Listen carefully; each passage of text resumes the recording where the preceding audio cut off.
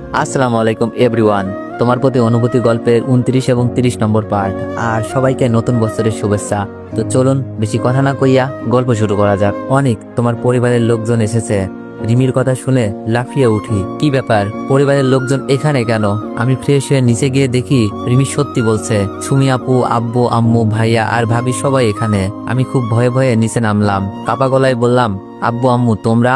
আব্বু কান্না মাখা কণ্ঠে বলল, অনেক বাবা তুই আমাকে মাফ করে দে, আমি তোকে চিনতে পারি নাই। আমি তোকে রাগ আর অভিমানের কারণে অনেক বেশি কষ্ট দিয়ে ফেলেছি। আমি বললাম, না আব্বু, আপনার চোখে যা দেখেছেন তার প্রতিক্রিয়া দেখিয়েছেন, আপনার কোনো ভুল ছিল না। আব্বু বলল, বাসায় চল। আমি বললাম, আব্বু বাসায় যাব, কিন্তু কিন্তু কি?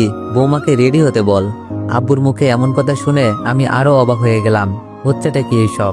আব্বু সবকিছু জানলো কিভাবে? আর এত সহজে আমাদের বিয়ে মেনে নিল? আশেপাশে সবার মুখে হাসি দেখছি, শুধু আমি কনফিউজড। এগুলো হচ্ছেটা কি? আমি আম্মু, ভাবি, সুমি আপুর সামনে গিয়ে বললাম, আমি আসলে কিছুই বুঝতে পারছি না, এগুলো হচ্ছেটা কি? আমাকে প্লিজ কিছু বলবা? আব্বু বলল, আমি বলছি। আজ যখন আমি তোর সাথে বাজে ব্যবহার করে সবার সামনে অপমান করি, তখন সুমি আমাকে লাশ খবর দেওয়ার পর সবকিছু জানাই। আর সবকিছুর প্রমাণ দেওয়ার জন্য একটা ভিডিও দেখাই। সবকিছু দেখে আমি আমার ভুলগুলো বুঝতে পারি। আর মিথিলা ও তোর কোনো দোষ ছিল না, সবকিছুই জানতে পারি।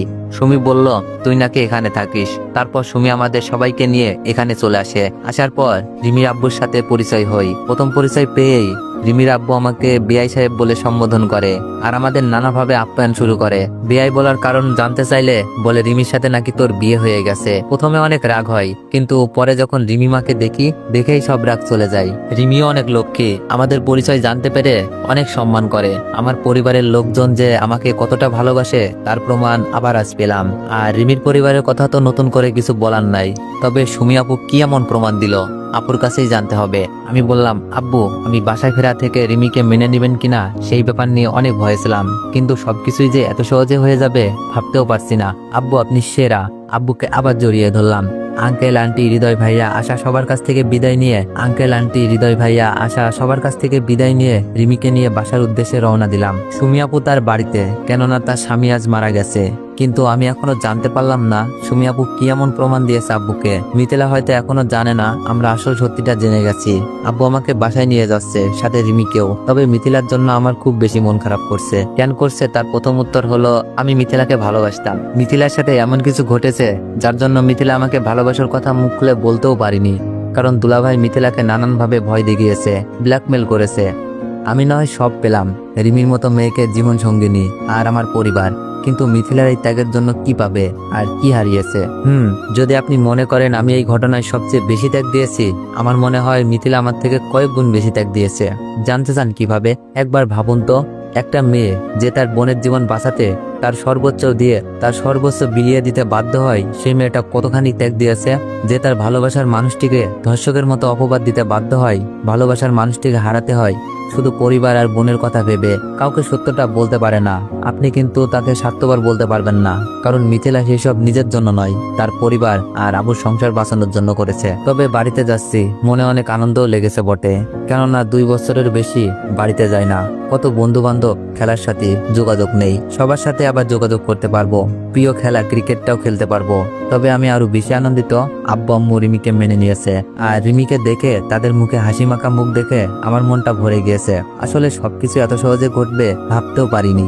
এর জন্য তো সুমি আপুকে ক্রেডিট দিতেই হয়। আর কিভাবে সুমি আপু আমাকে নির্দোষ প্রমাণ করেছে তা না হয় ভাবি আর আম্মুর কাছ থেকেই জেনে নিব। ভাবি মন ভার করে বলল, অনেক বিয়ে করে নিয়েছো, আমাকেও তো একবার বলতেও পারতা। আমি বললাম, তাহলে কি ভাবি রাগ করলো? ভাবি তো রাগ করার মতো মেয়েই না। আমি বললাম, সরি, আসলে আমি খুব ভয়ে ছিলাম তোমরা আমাকে ভুল বোঝো কিনা। ভাবি বলল, কি ভুল ভাববো? আমি বললাম, যদি ভাবতে এমনিতেই বাসায় আসতে পারছি না, আবার বিয়ে করে ফেলেছি, তাও তো তোমাদের না জানিয়ে। ভাবি বলল, তাও তো। আমি বললাম, আসলে রিমি আর আমার বিয়েতে অনেক ঘটনা আছে, বাড়ি চলো, সবাইকে সবকিছু বলছি। আম্মু বলল, আচ্ছা অনেক, আমারও একটা প্রশ্ন।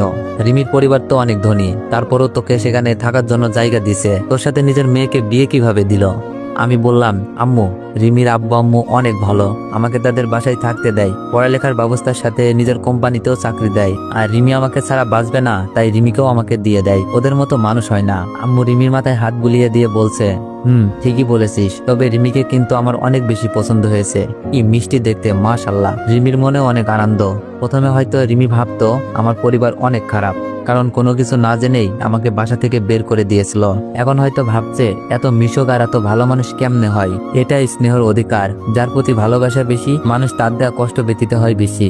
আর যার জীবনে শাসন নেই, তার জীবনে ভালোবাসাও নেই। তাই আমি আব্বুর প্রতি রাগ নয়, অনেক খুশি। কারণ আমার বাবা প্রমাণ করে দিয়েছে, দোষ নিজের ছেলের হোক, শাস্তি তার পেতেই হবে। কিন্তু বর্তমান সমাজে এমন ন্যায় বিচার উঠে গেছে। নেতার ছেলে 7 গুণ মাপ। ধর্ষণ করে ছেলের বাবা সেই ছেলেকেই প্রোটেকশন দেয়। নেতার ছেলে খুন করে, বাবা তার প্রোটেকশন দেয়। নেতার ছেলে ইপটিজিং করে, কোনো দোষ নাই। আর নেতার মেয়ের দিকে চাইলেই দোষ। গাড়িতে অনেক কথাবার্তা হতে হতে বাড়ি চলে আসি। বাড়িতে পা রাখতেই মনে কেমন শান্তির হাওয়া বইতে লাগলো। বাড়ির ঘ্রাণ যেন আমার নাকে এসে লেগেছে। বাড়ির ঘ্রাণ যেন আমার নাকে এসে লেগেছে। কি পরিচিত ঘ্রাণ। আমি আমার রুমে গিয়ে বসলাম। রুমে চারপাশ ভালো করে দেখছিলাম, কোনো কিছুই পরিবর্তন হয়নি। যেখানে যা রেখেছিলাম সেখানেই আছে। সবচেয়ে বড় কথা হলো রুমে ময়লাও পড়ে নাই। তাহলে কি ভাবি আমার দিয়ে যাওয়া কথা রেখেছিল, যেন আমার রুমটা স্টোর রুমে পরিণত না হয়। ভালো লাগছিল রুমটা আগের মতো পেয়ে। মুখে হাসি নিয়ে ভাবির দিকে তাকালাম। ভাবি বলল, কি অনেক, কিছু বলবা? আমি বললাম, ভাবি তোমাকে অনেক ধন্যবাদ, আমার রুমটার কোনো পরিবর্তন করনি। রিমি বলল, কি বলো, এতদিন এভাবেই ছিল, কোনো পরিবর্তন হয়নি? ভাবি বলল, না রিমি, অনেক চলে যাওয়ার সময় এই একটা কথা বলেছিল, রুমটাকে যেন দেখে রাখি। রিমি বলল, রুমটা অনেক সুন্দর। আমি বললাম, সব ভাবির জাদু। ভাবি রিমিকে বলছে, হয়েছে, এতদিন আমি রুমটা দেখে রাখছি, এবার না হয় তুমি দেখে রাখো। সবার জীবনে মনে হয় বউকে ভাবি বলে, এতদিন তোমারটা আমি দেখে রাখছি, এবার তোমারটা তুমি দেখে রাখো। কিন্তু আমার বেলায় সবকিছুই অন্যরকম। রিমি বলল, রুম আর রুমের মালিক দুইটাই এখন আমার, তাই এগুলো তো আমাকেই দেখে রাখতে হবে। ভাবি বলল, ওকে, দেখে রাখো, কাল সকালে কথা হবে। ভাবি চলে গেল। রাত তখন প্রায় 2টা, ঘুমানোর দরকার। কিন্তু আমার মনে জানার ইচ্ছা, কিভাবে সুমি আপু প্রমাণ দিল। এত রাতে আপুকে ফোন দেয়া ঠিক না, তবে আমাকে যে জানতে হবে। আপুকে ফোন দিলাম। সুমি আপু বলল, হ্যালো। আমি বললাম, আপু কি ঘুমিয়ে গেছো? আপু বলল, না অনিক, বলো। আমি বললাম, আপু, আব্বুকে কি এমন প্রমাণ দিয়েছিলে আর কি বলেছিলে? আপু বলল, তোমাকে তোমার দুলাভাইয়ের বলা সবকিছুই আমি রেকর্ড করে রেখেছিলাম, আর সেগুলো বড় আব্বুকে জানাই। সবকিছু শুনে বুঝতে পারে এখানে কার দোষ ছিল আর কে কে বিনা দোষে শাস্তি পেল। বাকি কথা পরে বলবো, এখন ঘুমাও। আমি বললাম, কবে বলবা? আপু বলল, আগে আমি বাসায় আসি, সামনাসামনি বলবো। আচ্ছা, তাহলে কি আপু কিছু লুকাচ্ছে? পরবর্তীতে জানতে পারবেন। সকালে রিমির ডাকে ঘুম ভাঙলো। ফ্রেশ হয়ে সবার সাথে নাস্তা করতে বসলাম। বাড়িতে যেন নতুন করে আনন্দ ফিরে এলো। সবার মুখে হাসি ফুটে এসেছে, বিশেষ করে আব্বু আম্মুর মুখে। আম্মু তো রিমিকে নিজের মেয়ের মতো করেই ভালোবাসছে। নাস্তা শেষ করে এলাকায় ঘুরতে বের হয়েছি। এলাকার বন্ধু বান্ধব, ছোট ভাই, বড় ভাই, যেই দেখছে সে আমাকে প্রশ্ন করছে, এতদিন কোথায় ছিলাম, খবর ছিল না কেন? আরো নানান কথা। সবার সাথে অনেকক্ষণ কথা বলে বাসায় ফিরলাম।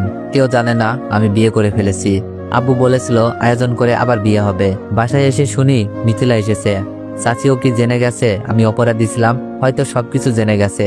বাসায় এসে অনেকক্ষণ মিথিলাকে দেখবো বলে মিথিলার বাড়ির দিকে তাকিয়েছিলাম, কিন্তু মিথিলাকে দেখছি না। তবে একটা ছেলেকে দেখছি। এটা কি তাহলে মিথিলার জামাই? চাচিকে দেখলাম আমাদের বাসায়, আমাকে দেখে কেঁদে দিয়েছিল। চাচিও সবকিছু জেনেছে। রিমিকে দেখে চাচিও খুব পছন্দ করেছে। মিথিলা কি জানে আমি এসেছি? হয়তো জানে। তাহলে আমাদের বাড়ি আসছে না কেন? রাগ নাকি অভিমান? বিকেলের দিকে আমি মিথিলার সাথে দেখা করতে গেলাম। মিথিলা কি যেন করছিল, পিছন থেকে ডাক দিলাম, মিথিলা। আমার কণ্ঠ শুনে মিথিলা পিছন ফিরে তাকালো, মনে হচ্ছে চমকে উঠেছে। আমি বললাম, কেমন আছিস মিথিলা? মিথিলাকে দেখে আমার চোখগুলো ভিজে আসছিল। মিথিলা বলল, অনিক তুই? মিথিলার চোখগুলো ছলছল করছে। আমি বললাম, আমি। মিথিলা, আমি সব জেনে গেছি, তোর সাথে কি হয়েছিল। মিথিলা বলল, হয়তো আরো আগেই জানতে পারতি, তুই তো আমার কথা শুনতেই চাসনি। যাকগে, শুনেছি বিয়ে করেছিস। আমি বললাম, দেখে আসিস। মিথিলা বলল, বিয়েটা হয়তো তোর সাথেই আমার হইতো, তাই না? কিন্তু নিয়তের কি খেলা দেখলি তো, উনি যা চাইবে তাই হবে। আমি বললাম, এখন এইসব ভেবে কি হবে বল। মিথিলা বলল, তুই একবার জানতে চাইলি না আমার সাথে কি হয়েছিল? নিজের ত্যাগটাই দেখলি। মিথিলা প্রায় কেঁদে দিয়েছে। নিজেকে অপরাধী মনে হচ্ছে। ঠিকই তো, যাকে এত ভালোবাসলাম তার কথাগুলো কেন শুনতে চাইনি? কথাগুলো শুনলে হয়তো রিমির প্রেমে পড়তাম না। কিন্তু এখন মিথিলার জন্য খারাপ লাগা ছাড়া কিছুই করার নাই। আমি বললাম, সরি মিথিলা, অনেক রাগ হয়েছিল তোর উপর। তোকে তো আমি অনেক ভালোবাসতাম, তাই তোর দেওয়া অপবাদ নিতে পারছিলাম না। মিথিলা বলল, কিন্তু একটা কথা মানতে হবে, তুই আমাদের পরিবার, আমার সম্মান আর আপুর সংসার নিয়ে অনেক বেশি ভেবেছিস। থাক না কিছু স্বপ্ন অপূর্ণ, তারপরও তোর প্রতি আমার শ্রদ্ধা বেড়ে গেল। তখনই মিথিলার স্বামী কোথা থেকে যেন আসলো। মিথিলা আমাদের পরিচয় করিয়ে দিল। ছেলে দেখতে দারুণ স্মার্ট আর ব্যবহারও অনেক ভালো মনে হচ্ছে। আসলে খারাপের পর ভালোই অপেক্ষা করে। দুলাভাই মারা যাওয়ার 5 দিন পর দোয়ার আয়োজন করা হয়। আমাদের পরিবার সবাইকে যেতে হবে। দোয়া করি আর না করি, দুলাভাইয়ের পরিবারের লোকজন এত ভালো মানুষ, না গিয়ে পারছি না। মাইশাপু তো আমাকে নিজের ভাই মনে করে। পরিবারের সবাই গেলাম, রিমিকেও সাথে নিয়ে গেছি। কিন্তু মাইশাপু আমাদের বিয়ের কথা শুনে এমন রাগ করে বসলো, এখন মাইশাপুকে বোঝানোটাই কষ্টের হয়ে দাঁড়িয়েছে। আমি বললাম, আপু রাগ করছো? মাইশাপু বলল, রাগ করবো না? তোমরা এতদিন হলো বিয়ে করছো, আমাকে একবারও বলনি। বিয়েতে ইনভাইট না করতা, জানাতেও তো পারতা, তাই না? আমি বললাম, আপু বিয়েটা এমনি এমনি হয় নাই, কি যে এক প্যারাতে বিয়েটা হয়, আশার কাছ থেকে না জানলে বিশ্বাসই হবে না তোমার। মাইশাপু বলল, আমি কি তোমাদের বিয়েতে যেতে বলছি নাকি? জানালে কি ক্ষতি হতো? আমি বললাম, ভয়ে জানাইনি, যদি রাগ করো ইনভাইট করতে পারিনি কেন তাই। মাইশাপু বলল, কিন্তু এখন অনেক বেশি রাগ করছি, যাও আর কথা নাই তোমাদের সাথে। রিমি বলল, আপু আসলে আমাদের ভুল হয়েছে, এবারের মতো ক্ষমা করে দাও। মাইশা আপু বলল, তোমাকে ক্ষমা করলেও অনেককে করব না। অনেক ভেবেছিল আমাকে জানালে আমি আনন্দে সবাইকে সবকিছু বলে দিব।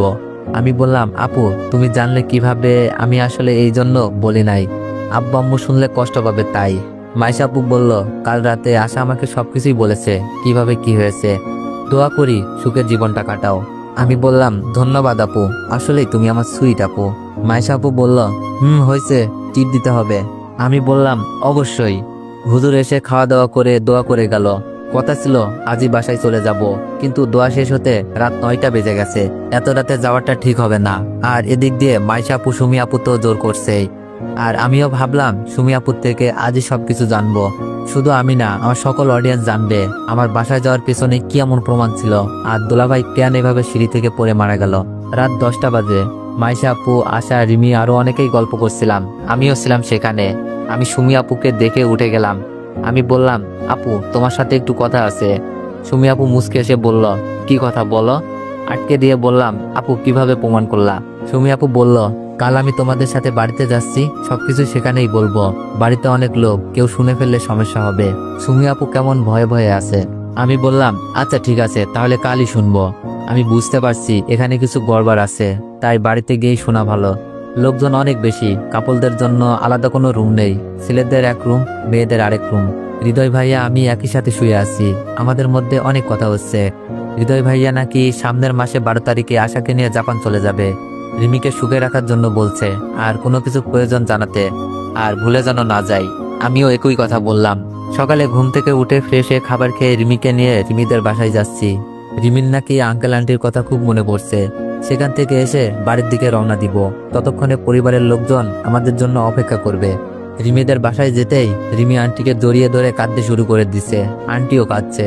মনে হয় কত বছর পর দেখা। আসলে ভালোবাসাটাই এমনই হয়। আমি গিয়ে আঙ্কেলকে সালাম করে শালাটাকে কোলে তুলে বসলাম। তারপর আঙ্কেলের সাথে কথা বললাম। আন্টিকে সালাম করে কেমন আছেন জিজ্ঞেস করলাম। আন্টি বলল, রিমিকে ছাড়া বাড়িটা ফাঁকা ফাঁকা লাগছিল। কোনোদিন রিমি এক রাতও আমাদের ছেড়ে থাকেনি, আজ 5 দিন কিভাবে থাকলো রিমি? আর বাবা, তোমরা আসবে আমাদের জানিয়ে আসনি কেন? আমি বললাম, আসলে আন্টি আমরা তো সুমি আপুদের বাসায় এসেছিলাম দুলাভাইয়ের দোয়া কামনায়, তাই রিমিকে বললাম চলো এসেছি যখন দেখা করে যাই। আঙ্কেল বলল, মানে কি থাকবা না? আমি বললাম, আসলে আঙ্কেল অনেকদিন পর বাসায় গেছি তো, তাই কিছুদিন বাড়িতে থাকতে হবে। আঙ্কেল বলল, ও আচ্ছা, বাসায় সবাই ভালো আছে? আমি বললাম, জি আলহামদুলিল্লাহ। আব্বু মনে হয় 2-1 দিন পর আপনাদের সাথে দেখা করতে আসবে। আন্টি বলল, আজই সবাইকে নিয়ে আসতা। আমি বললাম, আজ কিভাবে আঙ্কেল, আমাদের যেতে হবে, সবাই রেডি হয়ে অপেক্ষা করছে আমাদের জন্য, বাসায় যেতে হবে। আমি আঙ্কেল আন্টির কাছ থেকে বিদায় নিয়ে বাইরে এসে দাঁড়িয়ে আছি। রিমি আবেগময় মুহূর্ত কাটিয়ে আমার পাশে এসে দাঁড়িয়ে চলতে বলল। সিএনজিতে বসে আছি। রিমি মন খারাপ দেখে বললাম, রিমি কি হয়েছে, মন খারাপ নাকি? রিমি বলল, আব্বু আম্মু ছোট ভাইটার কথা মনে পড়ছে। আমি বললাম, মন খারাপ কইরো না, কিছুদিন পর তো আবার এখানেই থাকতে হবে। রিমি বলল, আমি বললাম, আচ্ছা রিমি, আঙ্কেল আন্টিকে দেখে এত কান্না করলা, একবারও তো থেকে যেতে বলনি কেন? রিমি বলল, আব্বু আম্মুকে ছাড়া থাকতে খারাপ লাগলেও তোমাকে ছাড়া বাঁচবো না। আমি বললাম, আমার মিষ্টি বউ, আচ্ছা মানুষ প্রেম করে বিয়ে করে নাকি বউকে আগের মতো ভালোবাসে না, কিন্তু আমার তো দেখি প্রতিনিয়ত ভালোবাসা বেড়েই চলেছে। বিয়ের আগেও এত ভালোবাসা ছিল না। তোমার মধ্যে কি এমন জাদু আছে বলো তো? রিমি বলল, জানি না। রিমি মনে হয় অনেক খুশি হয়েছে। আপনাদের বলছি, বিয়ে করছেন বউকে ভালোবাসুন, আর সেগুলো মুখে প্রকাশ করুন, দেখবেন আপনার ঘরটাও সুখের হয়ে যাবে। রিমিকে নিয়ে সুমিয়াপুর বাসায় আসার পর আমার আর রিমির দিকে মিথিলা এক নজর তাকিয়ে আছে। মিথিলা হয়তো আমার পাশে রিমির জায়গায় থাকতো, কিন্তু আমি এখন রিমিকে ছেড়ে মিথিলাকে ভালোবাসি কথাটা কিন্তু এমন না। মিথিলার জন্য খারাপ লাগে। আমি আর মিথিলা শুধু ভাই বোন, আর কিছুই না। তবে মিথিলার সাথে কাটানো স্মৃতিগুলো মিথিলার খুব মনে পড়বে। মিথিলার সাথে রিমির অনেক কথা হয়েছে। রিমি সবকিছুই জানে, মিথিলার যে তেমন কোনো দোষ ছিল না, কিন্তু মিথিলা আমার সাথে কথা বলতে চায় না, তেমন দূরে দূরে থাকে সব সময়। বাড়িতে যাচ্ছি, গাড়িতে বসা, ভাইয়া গাড়ি চালাচ্ছে, তার পাশে আব্বু, পিছনে আম্মু, ভাবি, চাচি আর সুমি আপু, তার পেছনে আমি, রিমি, মিথিলা, মিথিলার জামাই তাওসান, মানে মিথিলার জামাই। তাওসান ভাই, একটা ভীতু মেয়ের গল্প শুনবেন? তাওসান বলল, ভীতু মেয়ের গল্প? কি গল্প ভাই? আমি বললাম, আগে শুনেনি না, তারপর বলবেন গল্পটা কেমন হয়েছে। মিথিলা আমার দিকে কেমন করে তাকালো। তাওসান বলল, বলেন শুনি। শুনেন, একটা ছেলে একটা মেয়েকে ভালোবাসতো, মেয়েটাও ছেলেটাকে ভালোবাসতো, কিন্তু প্রকাশ করতে পারেনি, কারণ মেয়েটা ভীতু ছিল। আমাকে থামিয়ে দিয়ে মিথিলা বলল, অনেক চুপ করবি প্লিজ, মাথা ব্যথা করতেছে। রিমি বলল, অনেক আসলে বিরক্ত লাগছে, চুপ করো তো। তাওসান ভাই বলল, আচ্ছা ভাই, বাসায় যাওয়ার পর না হয় বইলেন, ঘরের বউ রেগে গেলে অনেক সমস্যা। রিমিকে রাগানোর জন্য বললাম, ঠিক ভাই, বিয়ে কইরা ফাইসে গেছি, মানুষ কেন যে বিয়ে করে। তাওসান ভাই বলল, কিন্তু ভাই আমি অনেক সুখে আছি মিথিলাকে পেয়ে। তাওসান ভাইয়ের এই কথা শুনে রিমি রেগে আগুন। এটা কি করলো তাওসান ভাই? আমার কথার বিরুদ্ধে গিয়ে আমাকে রিমির কাছে ফাঁসাই দিল। রিমি আমার কানের কাছে বলছে, আগে বাসায় চলো, বিয়ে করে কেমন ফাঁসে গেছো বের করছি। আমি চুপ মেরে গেলাম। রাস্তায় অনেকে অনেক কথাই বলছে, কিন্তু আমি বোবা, ভাবি তো বলেই ফেললো। ঠিক আছে রিমি, স্বামীদের এভাবেই টাইট দিতে হয়। যাক, বাসায় এসে ফ্রেশ হয়ে আরামের একটা ঘুম দিলাম। ঘুম থেকে উঠে রিমিকে খুঁজছি, কিন্তু রিমির কোনো খবর নেই। বিকেলের দিকে সুমি আপুকে খুঁজতে গেলাম। সুমি আপু তার বাচ্চাকে কি যেন খাওয়াচ্ছিল। আমি বললাম, আপু আসবো? সুমি আপু বলল, আরে অনেক আয়, তোর কি আবার অনুমতি দিতে হয় নাকি? তা অবশ্য ঠিক, কিন্তু কেন জানি এই বাড়িটা পরপর হয়ে গেছে। আসলে অনেক দিন পর আসা তো, আর যাওয়ার সময় এই বাড়ি থেকেই বের করা হয়েছিল। সুমি আপু বলল, ঠিক হয়ে যাবে। আমি বললাম, আচ্ছা আপু, বললে না তো কি হয়েছিল সেদিন, আব্বু সবকিছু কিভাবে জানতে পারলো? সুমি আপু বলল, চাচা যখন তোকে আমার শ্বশুর বাড়িতে দেখে, সেখানে সবার সামনে অপমান করে, তখন আমি নীরবে সবাইকে সবকিছু বলি। আমি বললাম, তুমি বললেই বিশ্বাস করবে কেন? ভাবি তো একবার বলেছিল, বাপের বাড়িতে পাঠিয়ে দিয়েছিল। সুমি আপু বলল, তোর মনে আছে আশার বিয়েতে তোর দুলাভাই সবকিছু ফাঁস করে, আর আমি পাল্টি মারবে ভেবে মোবাইলে সবকিছু রেকর্ড করি আর সবাইকে শোনাই। আমি বললাম, তারপর সবকিছু ঠিক হয়ে গেছে, আর দুলাভাইয়ের মৃত্যুর খবর খুব রহস্যজনক মনে হচ্ছে। দুলাভাই কি আত্মহত্যা করছিল নাকি? সুমি আপু বলল, না, সেদিন যখন আমাদের বাসায় আসার জন্য রেডি হয়ে সিঁড়ি বেয়ে নিচে নামছিল, তখন আমি ধাক্কা দিয়ে ফেলে দিই, কিন্তু খুব সাবধানে, কেউ কিছু বুঝতে পারিনি। সুমি আপুর কথা শুনে আমি বাকরুদ্ধ হয়ে যাই। কি শুনছি এইসব? আপু, এটা কিভাবে সম্ভব? আমি বললাম, কিন্তু কেন আপু, তুমি তো বিধবা হলে। তাছাড়া দুলাভাই নিজের ভুল বুঝতে পারছিল। সুমি আপু বলল, কি বলিস ভাই? সে আমার কলিজাগুলোর মনে কষ্ট দিছে, তাদের ভালোবাসা আলাদা করে দিছে, আমাকে মেরে ফেলার ভয় দেখিয়েছে, আমার বোনকে ভোগ করতে চেয়েছে, তোকে বাড়ি ছাড়া করেছে। আমি কি করে এমন মানুষের সাথে থাকবো বল? আমি পারি নাই নিজেকে কন্ট্রোল করতে। মিথিলা যদি আমাকে এইসব কথা আগে বলতো, তখনই আমি রাতে বিষ মেশানো খাবার খাইয়া মেরে ফেলতাম। সুমি আপু কান্না করছিল আর কথাগুলো বলছিল। আমি বললাম, আপু কি বলবো, বলার ভাষা নেই, তবে আমার মনে হয় যে নিজের ভুল বুঝতে পারে তাকে ক্ষমা করে দেওয়াই উচিত। সুমি আপু বলল, আমি পারি নাই ভাই, আমাকে মাফ করে দে। আমারও শুনে খারাপ লাগছিল সুমি আপু এই কাজটা করেছে। সুমি আপুর সাথে কথা শেষ করে আমাদের বাসায় আসলাম। আব্বু, আম্মু, ভাবি, রিমি এখানেই বসেছিল। আপুর কথাগুলো গোপন করে রাখার জন্য বলেছে, আমিও ঠিক তাই করব। কিছুক্ষণ আব্বু আম্মুর সাথে কথা বলে খাবার খেয়ে বাইরে ঘুরে আসলাম। রাত তখন 11টা। বাসায় এসে ঢুকে দেখি রিমি জেগে আছে। এই রে, আজ বুঝি কিছু একটা হয়ে যাবে। রিমি রাগি লুকে বলল, কইছিলে? আমি বললাম, এলাকার বন্ধুদের সাথে দেখা করতে গিয়েছিলাম। রিমি বলল, দেখা করতে 3 ঘন্টা লাগে? আমি বললাম, না, অনেকদিন পর দেখা, আড্ডা করছিলাম কিছুক্ষণ। রিমি বলল, ঘরে একলা বউ রেখে তুমি সারা রাত আড্ডা দিবা? ভালো তো, এখনই এত অবহেলা? আর কিছুদিন পর তো আমার কথা মনেই থাকবে না। রিমি মনে হয় অনেক রেগে আছে। আমি কান ধরে বললাম, আচ্ছা কথা দিচ্ছি আর এমন হবে না। রিমি বলল, ওকে ঘুমাতে যাও। আমি খুশিতে আমার লক্ষ্মী বউ বলে বিছানায় শুয়ে পড়লাম, কিন্তু রিমি আমাকে টেনে তুলে বলছে, আজকে দেরি করে আসার শাস্তি হলো ফ্লোরে ঘুমাতে হবে। কি আর করার, ফ্লোরে গিয়ে শুইলাম। তবে ভেবে রেখেছি মাঝরাতে বিছানায় ব্যাক করব। নিচে ঘুম আসছিল না, তাই চোখ বন্ধ করে আছি রিমির ঘুমের অপেক্ষায়। রাত 1টা বেজে গেছে, রিমি ঘুমিয়ে গেছে। হঠাৎই অনুভব করি রিমি আমার পাশে এসে শুয়েছে। রিমি প্রথমে আমাকে হালকা শুয়ে দিল। আমি না নড়ে দেখতে লাগলাম রিমি কি করতে চাই। তবে আমার অনেক হাসি পাচ্ছিল। রিমি আমাকে নিচে থাকতে বলে নিজেই উপরে থাকতে পারছে না, পাগলি একটা। রিমি আস্তে আস্তে আমার বুকের উপরে হাত রাখলো। আমি ঘুমিয়ে গেছি ভেবে সকালে ঘুম থেকে উঠে দেখি রিমি আমাকে জড়িয়ে ঘুমিয়ে আছে। রিমি, আমার ডাকে রিমির চোখ খুললো। আমি বললাম, রিমি তুমি নিচে কেন? রিমি বলল, আমি নিচে কই, আমি তো তোমার বুকেই আছি। তো এভরিওয়ান, নেক্সট পার্টের জন্য অপেক্ষা করুন, খুব তাড়াতাড়ি নেক্সট পার্ট আসবে। ধন্যবাদ।